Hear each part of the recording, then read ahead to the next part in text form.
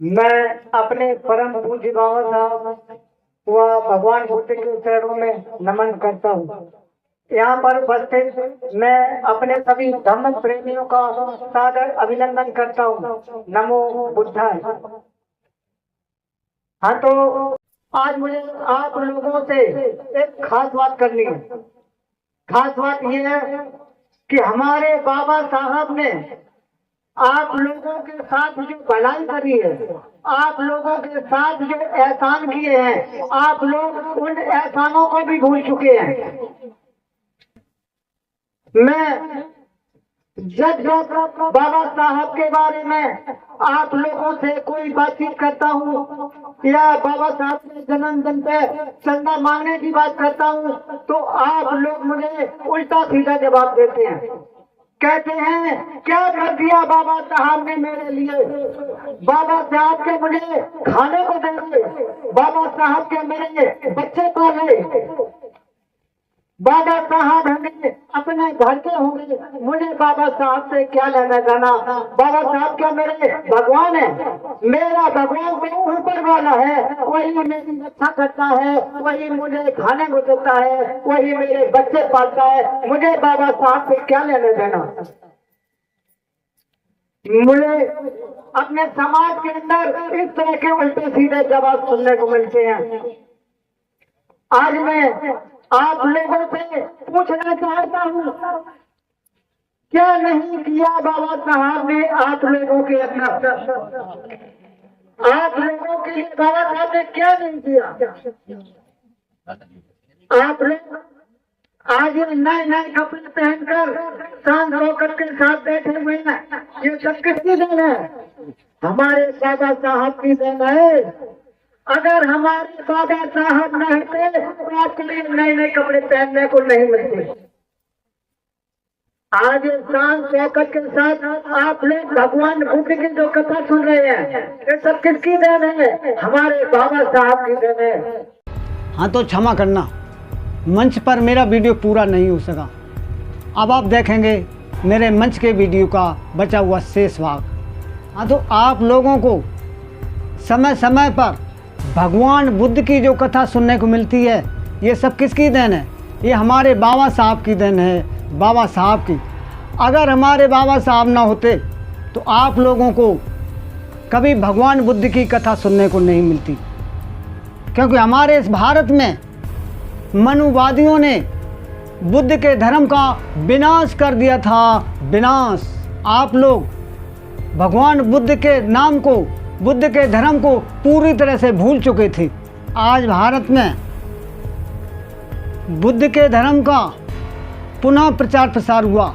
आखिर बुद्ध के धर्म का पुनः प्रचार प्रसार करने वाले वो हैं कौन? वो हमारे बाबा साहब हैं। बाबा साहब आप लोगों को बुद्ध की पहचान करवाने वाले, बुद्ध के नाम को आगे बढ़ाने वाले, बुद्ध के धर्म को आगे बढ़ाने वाले, आखिर वो हैं कौन?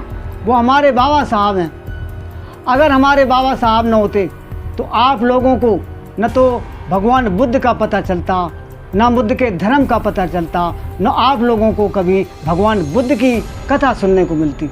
आज हम लोग हाथ में माइक लेकर ऊंचे मंच पर शान शौकत के साथ बोलते हैं, ऊंची आवाज़ में बोलते हैं। ये सब किसकी देन है? ये हमारे बाबा साहब की देन है। ऊंचे मंच पर बोलने का अधिकार किसने दिया? हमारे बाबा साहब ने दिया। अगर हमारे बाबा साहब ना होते तो आप लोगों को कभी मंच पर बोलने का अधिकार नहीं मिलता। आपकी शिक्षा आपके विकास की जड़ है। हमारे इस भारत में आपकी शिक्षा भी ख़त्म हो चुकी थी, स्कूल के दरवाजे भी बंद हो चुके थे। बिना शिक्षा के आप लोगों की ज़िंदगी पशुओं की तरह हो चुकी थी, पशुओं की तरह। लेकिन आज आप लोग शिक्षा से भरपूर दिखाई दे रहे हैं। आज आप लोग अपने बच्चे का एडमिशन करवाने के लिए किसी भी स्कूल में चले जाएं, आपको एडमिशन के लिए मना करने वाला नहीं मिलेगा। आज आप लोग पढ़ लिख कर शिक्षित हो चुके हैं। कोई डॉक्टर, कोई मास्टर, कोई इंजीनियर, कोई वकील, कोई आईएएस, कोई पीसीएस बन चुका है। ये सब किसकी देन है? हमारे बाबा साहब की देन है, बाबा साहब की।